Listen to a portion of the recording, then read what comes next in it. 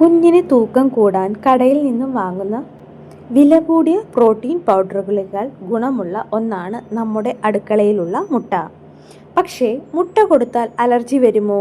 എപ്പോഴാണ് മുട്ട കൊടുത്തു തുടങ്ങേണ്ടത്? ഈ പേടി കാരണം പല അമ്മമാരും ഇത് ഒഴിവാക്കാറാണ് പതിവ്. ഒരു നേഴ്സ് എന്ന നിലയിൽ എനിക്ക് നിങ്ങളോട് പറയാനുള്ളത്, മുട്ട നൽകുന്ന രീതി ശരിയായാൽ 1 മാസം കൊണ്ട് കുഞ്ഞിൻ്റെ ശരീരം പുഷ്ടിപ്പെടുന്നത് നിങ്ങൾക്ക് കാണാം. ഇത് എങ്ങനെയാണെന്ന് നോക്കാം. ഹലോ, നമസ്കാരം. പുതിയൊരു വീഡിയോയിലേക്ക് എല്ലാവർക്കും സ്വാഗതം. ഇന്ന് നമ്മൾ ഡിസ്കസ് ചെയ്യാൻ പോകുന്ന ടോപ്പിക് എന്ന് പറയുന്നത് കുഞ്ഞുങ്ങളിൽ മുട്ട നൽകുമ്പോൾ ഉള്ള മാറ്റത്തെക്കുറിച്ചാണ്. 2 ആഴ്ച കൊണ്ട് നിങ്ങൾക്ക് തൂക്കം ഇരട്ടിയാക്കാൻ സാധിക്കും. ഒരമ്മയും ഇത് അറിയാതെ പോകരുത്. കൂടാതെ നമ്മൾ ഇതിൽ 2-3 സ്പെഷ്യൽ റെസിപ്പീസ് കൂടെ പരിചയപ്പെടുത്തുന്നുണ്ട്.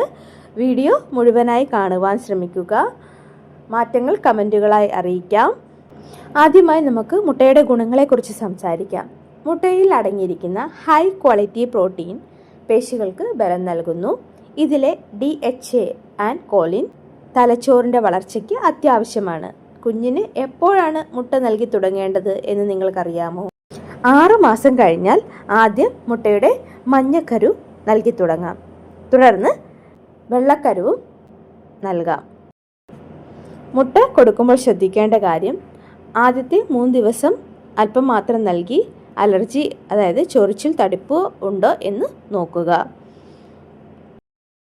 കുഞ്ഞിന് ദഹനം എളുപ്പമാകാൻ മഞ്ഞക്കരുവിൽ നിന്ന് തുടങ്ങുന്നതാണ് ഏറ്റവും ഉചിതം. മുട്ടയിൽ അടങ്ങിയിരിക്കുന്ന ഹൈ ബയോളജിക്കൽ വാല്യൂ പ്രോട്ടീൻ പേശികളുടെ വളർച്ചയ്ക്കും തൂക്കം കൂടാനും സഹായിക്കുന്നു. കുഞ്ഞിൻ്റെ തലച്ചോറിൻ്റെ വികാസത്തിനും ബ്രെയിൻ ഡെവലപ്മെൻറ്റിന് കാഴ്ചശക്തിക്കും കോളിനും ലൂട്ടനും ഇതിൽ അടങ്ങിയിട്ടുണ്ട്. ഇത് അത്യാവശ്യമാണ്. കൂടാതെ അയണും വിറ്റമിൻ ഡിയും വിളർച്ച തടയാനും പല്ലുകളുടെ ബലത്തിനും ഇത് സഹായിക്കുന്നു.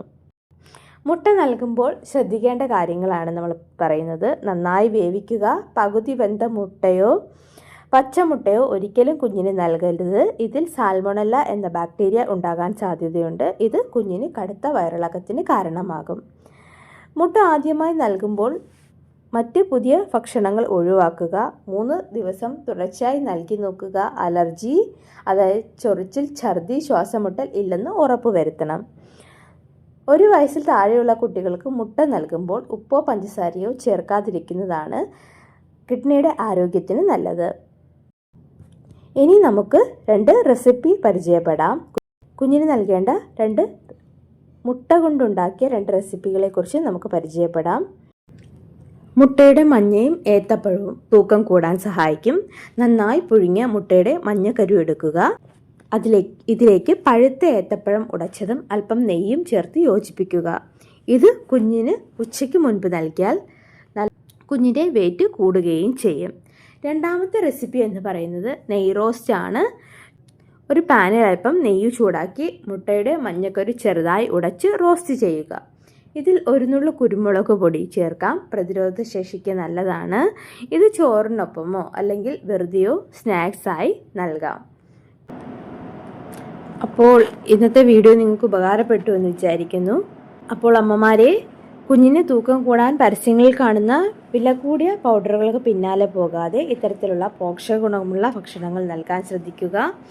ഈ വീഡിയോ നിങ്ങൾക്ക് ഉപകാരപ്പെട്ടു എന്ന് വിചാരിക്കുന്നു. എൻ്റെ ചെറിയ അറിവിലുള്ള കാര്യങ്ങളാണ് നിങ്ങൾക്ക് വേണ്ടിയിട്ട് വീഡിയോ ഉപകാരപ്പെട്ടെങ്കിൽ ലൈക്ക് ചെയ്യാനും ചാനൽ ആദ്യമായിട്ട് കാണുന്ന കൂട്ടുകാരാണെങ്കിൽ ഒന്ന് സബ്സ്ക്രൈബ് ചെയ്ത് സപ്പോർട്ട് ചെയ്യാനും മറക്കരുതേ. അപ്പോൾ നമുക്ക് അടുത്ത വീഡിയോയുമായി വീണ്ടും കാണാം. അതുവരേക്കും bye. Thank you for watching video.